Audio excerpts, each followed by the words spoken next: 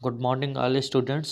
पिछली क्लास में मैंने आपको जो है बॉन्ड फॉर्मल चार्ज के बारे में बताया था और कैसे फॉर्मल चार्ज डिफाइन कर रहे हैं इसके बारे में बताया था। आज हम डिस्कस करेंगे lattice enthalpy, bond angle, bond length और बॉन्ड एंथैल्पी के बारे में आज हम डिस्कस करेंगे। तो हम बात करते हैं लैटिस एंथैल्पी का। तो लैटिस एंथैल्पी का मतलब ये होता है कि जो आयनिक बॉन्ड का फॉर्मेशन होता है उसको ब्रेक करने के लिए जो मिनिमम एनर्जी की ज़रूरत होती है। अगर कोई सॉलिड कंपाउंड है तो उसको हमें गैसियस फॉर्म में कन्वर्ट करने में जितनी मिनिमम एनर्जी की रिक्वायरमेंट होगी उस एनर्जी को हम लोग बोलते हैं लैटिस एंथैल्पी। तो लैटिस एंथैल्पी की बात करें तो lattice enthalpy of an ionic solid is defined as the energy required to completely separate one mole of solid ionic compound into gaseous ions. ठीक है, तो गैसियस आयंस में कन्वर्ट करने में जिस मिनिमम एनर्जी की रिक्वायरमेंट होगी उसे हम क्या बोलते हैं, लैटिस एंथैल्पी बोलते हैं। अच्छा, कुछ ऐसे होते हैं, अगर हम प्रोसेस की बात करें, कुछ ऐसे प्रोसेस होते हैं इन रिएक्शंस में, इन इंथैल्पीज में, अगर अट्रैक्टिव फोर्स वर्क कर रहा है तो फिर वहाँ पर जो चार्जेज होंगी वो अपोजिट होंगी। मीन्स एक प्लस होगा तो एक माइनस होगा, अगर एक माइनस है तो दूसरा प्लस होगा। वहाँ पर अट्रैक्टिव फोर्स वर्क करता है। और रिपल्सिव फोर्स जो होती है जब दोनों आयंस क्या हो, सेम हो जाए। अगर दोनों पॉजिटिव हैं तो या फिर दोनों निगेटिव हैं तो वहाँ पर रिपल्सिव फोर्स वर्क करता है। फिर उसके बाद अब हम बात करते हैं बॉन्ड पैरामीटर्स में। बॉन्ड पैरामीटर्स की बात करें तो फर्स्ट इसमें है बॉन्ड लेंथ। बॉन्ड लेंथ का मतलब ये होता है कि जब दो एटम मॉलिक्यूल्स, एटम किसी मॉलिक्यूल्स में जो दो एटम होते हैं उनके बीच जो डिस्टेंस होता है, इक्विलिब्रियम डिस्टेंस जिसको बोलते हैं, जो डिस्टेंस होता है उसे हम क्या बोलते हैं, बॉन्ड लेंथ। ठीक है। अच्छा, इसको मेजर करने के लिए हम लोग जो है spectroscopic X ray diffraction, electron diffraction technique का भी यूज करते हैं। अब बॉन्ड लेंथ जो है आयनिक भी हो सकता है, आयनिक कंपाउंड के बीच में भी देखेंगे और कोवैलेंट कंपाउंड के बीच में भी देखेंगे।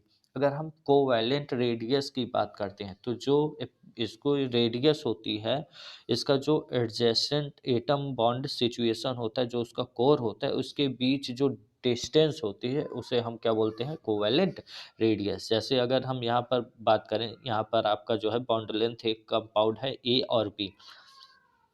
अब ए और बी का, ए का सेंटर और बी का सेंटर के जो टोटल डिस्टेंस होगी उसे हम रेडियस बोलेंगे या फिर बॉन्ड लेंथ बोलेंगे। जिसको हम लोग जो है, अब जैसे इन दोनों के सरफेस एरिया से अगर डिस्टेंस की बात करें तो हमने नाम दिया है आर ए और आर बी। तो ये एक कोवैलेंट रेडाई होगा एटम और ए और बी के बीच में। तो अगर हम टोटल डिस्टेंस की बात करेंगे तो कितना हो जाएगा, बॉन्ड लेंथ की बात करें तो R A plus R B को मिला करके हम लोग क्या बोलेंगे, बॉन्ड लेंथ बोलेंगे। ठीक है, टोटल डिस्टेंस उतना हो जाएगा।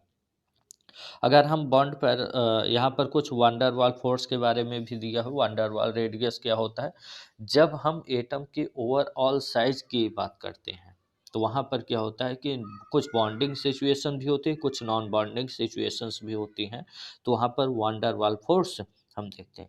जैसे यहाँ पर देखो, यहाँ पर आर वी डी डब्ल्यू लिखा है, तो मतलब ये वंडर वाल फोर्स का रेडियस, वंडर वाल का जो है रेडियस बता रहा है। तो इस रेडियस को हम लोग वंडर वाल रेडियस बोलेंगे, जितना ये डिस्टेंस है।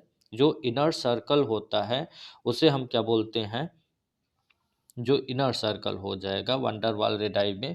क्लोरीन मालिक्यूल्स की भी यहाँ पर बात किया है, तो क्लोरीन मालिक्यूल्स में जो साइज होगी वो वंडर वाल होगा और कोवैलेंट रेडियस होगा। ठीक है। फिर उसके बाद आज नेक्स्ट टॉपिक है आपका बॉन्ड एंगल। बहुत इंपॉर्टेंट है, हर बार एग्जाम में आता है कि बॉन्ड एंगल अगर हम बात करें डिफाइन कैसे करना है। तो डिफाइन करने का मतलब यह है कि जब हम एंगल किसी ऑर्बिटल की देखते हैं, बॉन्डिंग इलेक्ट्रॉन पेयर्स जहाँ पर प्रेजेंट होते हैं, जो सेंट्रल एटम होता है उसके जो साइड एलिमेंट्स होते हैं, उनका जो शेप होता है, उनके बीच जो डिस्टेंस होती है, जो एंगल बनता है उसे हम बॉन्ड एंगल बोलते हैं। और इसको हम जो है स्पेक्ट्रोस्कोपिक मेथड से भी डिटरमाइन करते हैं। जैसे अगर हम वाटर की बात करें तो वाटर का जो शेप होता है वो बेंट शेप होता है और इसके बीच का जो एंगल है वो है 104.5 डिग्री एंगल है। यहाँ पर आपको कुछ जो है बॉन्ड लेंथ भी दिया है सिंगल डबल बॉन्ड का, ट्रिपल बॉन्ड का। जैसे OH की बात करें तो OH की बॉन्ड लेंथ सबसे कम होती है, फिर कार्बन हाइड्रोजन के बीच होगा, फिर नाइट्रोजन ऑक्सीजन, फिर कार्बन ऑक्सीजन। तो यहाँ पर ये जो है आपको एवरेज बॉन्ड लेंथ दिया गया है एक, सभी सिंगल डबल और ट्रिपल बॉन्ड का। फिर बॉन्ड लेंथ कुछ कॉमन मॉलिक्यूल्स जैसे H2, F2, Cl2, F2, I2, N2, O2, HF, HCl, HBr, HEI, इनके जो बॉन्ड लेंथ होते हैं उनकी यहाँ पर जो है बॉन्ड लेंथ दी हुई है। अगर सेम एटम हो या फिर मॉलिक्यूल्स उनके क्या हो, सेम कॉमन मॉलिक्यूल्स हो, तो उन्हें हम क्या उनके बीच क्या होगा बॉन्ड लेंथ, उसका ये वैल्यू दिया गया है। आगे है नेक्स्ट टॉपिक है बॉन्ड एंथैल्पी। अब बॉन्ड एंथैल्पी क्या होता है, देखो बेटा ये भी बिल्कुल एनर्जी बॉन्ड लैटिस एंथैल्पी अभी बताया था वैसे ही ये भी होता है।